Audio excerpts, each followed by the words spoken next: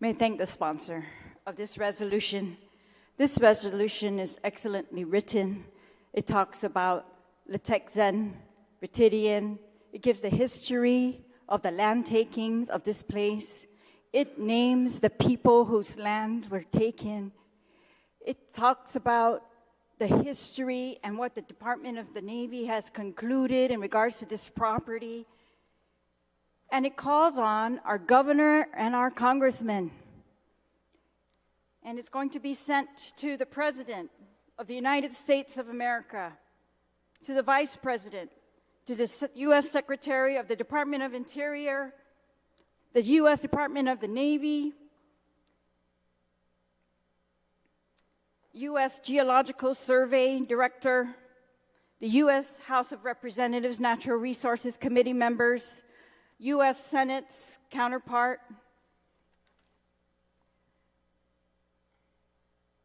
to the U.S. Fish and Wildlife Service, and appropriately so.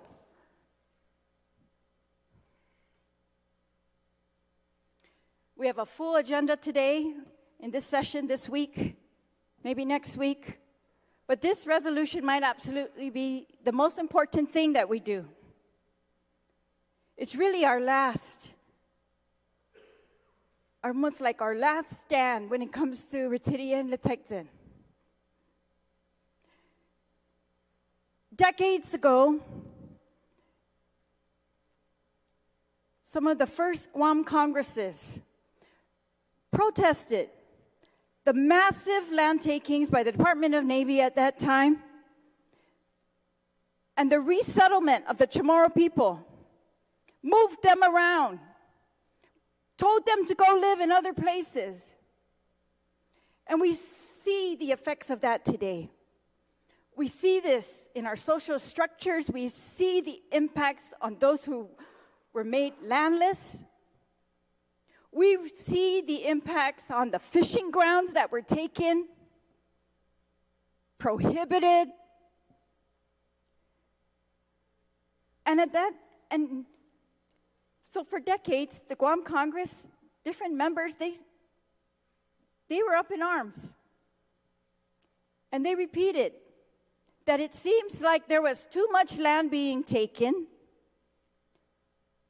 and it didn't seem fair.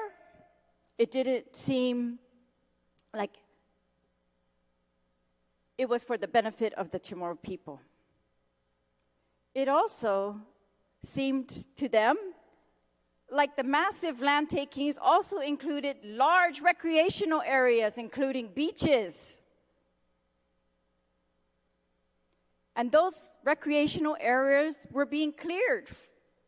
Well, they're deemed recreational areas were being cleared of Lati and other historical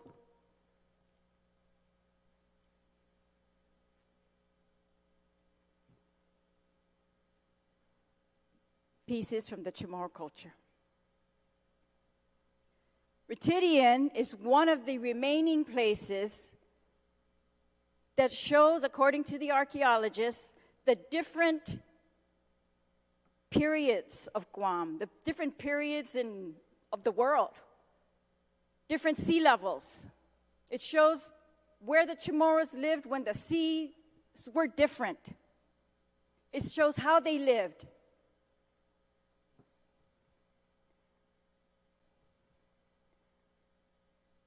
So, of course, previous legislatures and recent legislatures, in my first term, some of the senators were bold enough. We tried to stop the destruction of thousands of acres at Tailalu, up on Ritidian, up above on the cliff line where they are building a massive live fire training range. All the studies said at that time this would destroy thousands of pristine limestone forests, not available anywhere else in the world or on Guam, with endangered species that had not been successful in being replanted anywhere else. And as the author of the resolution points out, they still are not successful. It also destroyed historic sites. They call it data collection, where they clear the land of all the artifacts, move them, move any trace of the Chamorro people living there. Remove future generations' ability to determine what took place there and why, which archaeologists do not know yet, and they continue to speculate, but they remove that opportunity for our future generations to know about our history. And when they were considering where to build this fire range, this place above Ritidian was listed number 5 out of 5, the most destructive alternative for the Navy to pursue in terms of archaeological sites, forests, endangered species, everything. But they pursued it anyways. When they had choices, and today they have choices of where to. They want to take down the building because they don't want anyone to be there when they are doing their live fire training. And they've already told us they're going to close Ritidian, the wildlife center that they've been holding from these indigenous families for 50 years. They're going to close that center, tear it down, so no one will go there and be in the harm's way of their live fire ranges up above. And they've told the fishermen over 300 days of the 365 days in a year, you're not going to be allowed in that area because that's a surface danger zone for their live fire training. They continue to tell us. They give us 11,000 pages of environmental studies that talk about the adverse impacts to Guam. And then they promise, don't worry, a one Guam approach. We're going to give you back land. We're going to give you back land. But that's not what we see. Today we see they want to tear down one building on the right side of the land, move it over to the left side of the land, and let's impact other places of this property with other cultural significance. And let's just continue to impact this property. Let's continue to prohibit the people from accessing this property. Let's continue to keep this property away from the original landowners. While the military has acres and acres of land for a visitors center to brief them on what is available in the wildlife refuge. They kept this property for decades over the objection of previous legislatures. The previous legislatures passed laws saying we were going to fight their taking of Ritidian. They put money towards that. They were unsuccessful. The Navy transferred the property over to another branch of the federal government, supposedly to save the birds. That didn't happen, as you know. They have brown tree snake projects up there, or they did. None of those continue. None of their supposed reasons for taking the land continue. They haven't saved the birds. The brown tree snakes are still there. The indigenous species are not flourishing. And yet, this is one of those very unique areas on Guam. We've got caves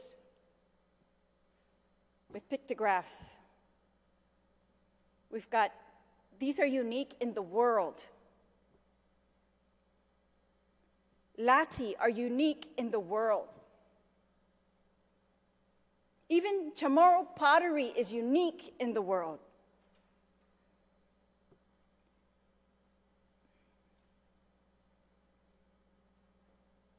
And this is why I support this resolution, and I ask my colleagues to do the same, and I ask the governor and the congressman, let's do this together. We tried to put a pause on the destruction of the limestone forest and for the firing range. The legislature tried, but that was not joined by the rest of the government. We tried to stop sonar use in our waters, which fishermen report having an adverse impact on the sea life, the mammals. This is actually known around the world. Hawaii was successful in getting some areas off limits, but not all. And Guam is suffering the same fate, where we have a training and testing area, probably largest in the world, surrounding Guam and the CNMI's waters, where they get to come, the United States military, and test sonar, test all their live fire. That's what they test, live fire. We weren't able to stop that, despite thousands of testimony in opposition. The people of Guam united, and they opposed it. They opposed the adverse impacts. Our most patriotic sons and daughters who served in the military opposed these adverse impacts. But we were not able to stop the adverse impacts there, or the ones that were predicted for our hospital, socioeconomic structure, even voting rights. Those were predicted in the EIS as well. But I want to name, because the sponsor has done such a good job in this resolution of highlighting exactly why we're doing this, the disregard of the federal government when they say things like,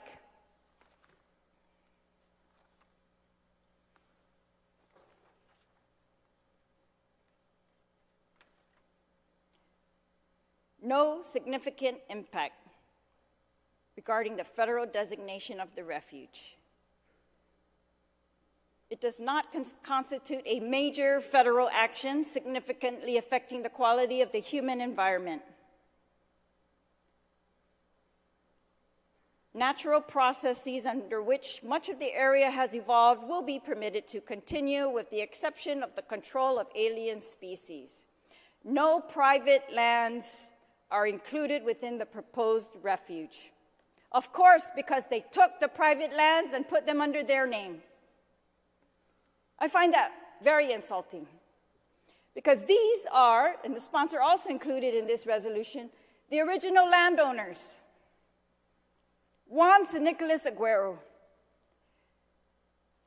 Dolores Martinez Flores, Benigno Leon Guerrero Flores, Juan Mendiola Castro, Juan Rivera Castro, Ana Mantanani Pangilinan, Ingracia Castro Perez, Tomas L.G. Castro, Gregorio L.G. Castro, Maria Castro Ada, Maria Castro Camacho, Julia Castro Stevens, Francisco L.G. Castro, Concepcio Castro Camacho, and Santiago L.G. Castro, Juan S.N. Aguero, and Maria T. Aguero, and their descendants who live with us today,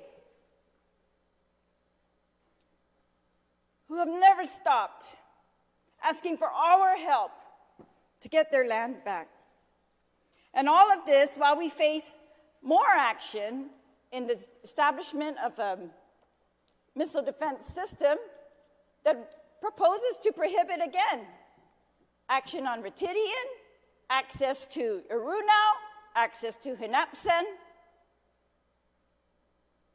So I stand in full support of this resolution, and I commend the sponsor, and I ask the people of Guam and my colleagues here in the legislature, let's be united in this.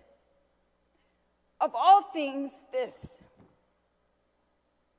And let's be diligent And let's be loud, and let's be vocal, and let's not stop, because those before us for decades,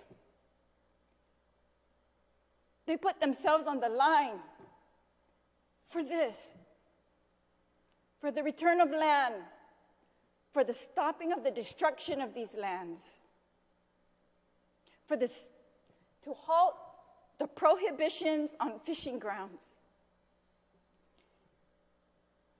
So yes, we are all emotional, well, some of us, but I feel like emotion is very important today.